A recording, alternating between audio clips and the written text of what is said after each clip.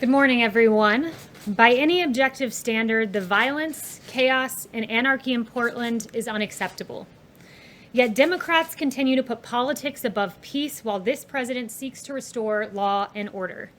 Governor Kate Brown, a Democrat governor of Oregon, said that the president should, quote, stop playing politics, called law enforcement officers secret police, and likened it to, quote, a dictatorship. The governor also called on the president to get his officers off the streets.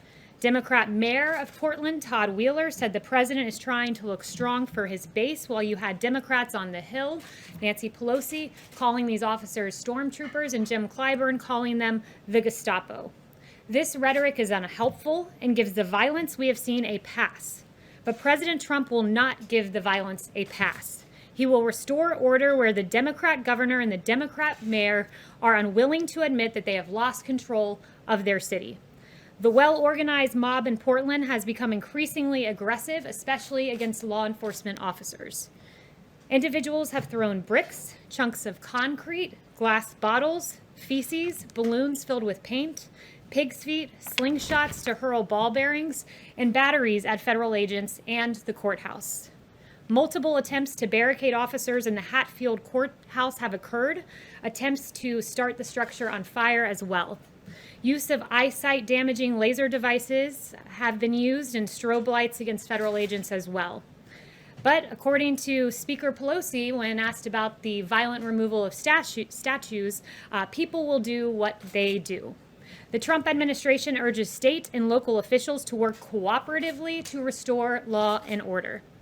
Operation Legend is a great example of this. At the governor's request, we went into Kansas City and surged the area with federal assets, FBI, DEA, ATF, and U.S. Marshals.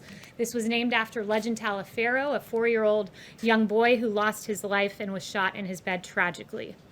This has been a successful operation that has been waged in his name, including the arrest of wanted fugitives. Similarly, President Trump is taking action in Portland, even though you have a Democrat mayor and Democrat governor unwilling to work with us in this situation. We are surging resources, along with Secretary Wolf at DHS, and augmenting the Federal Protective Service to safeguard federal property. The bottom line is that this president stands with law and order, which leads to peace, and we will not allow Portland to become the new CHOP like what we saw in Seattle. And with that, I'll take questions. Yes. Kayleigh, thank you. Yesterday, the president tweeted out an image of himself wearing a mask. He said that wearing a mask is an act of patriotism. No one is more patriotic than him. Then just hours later, he was spotted at the Trump Hotel not wearing a mask. Why did it take him so long, first of all, to be seen wearing a mask in public? And why the mixed messaging on this critical health issue that his own top health officials have said is critical to fighting this pandemic?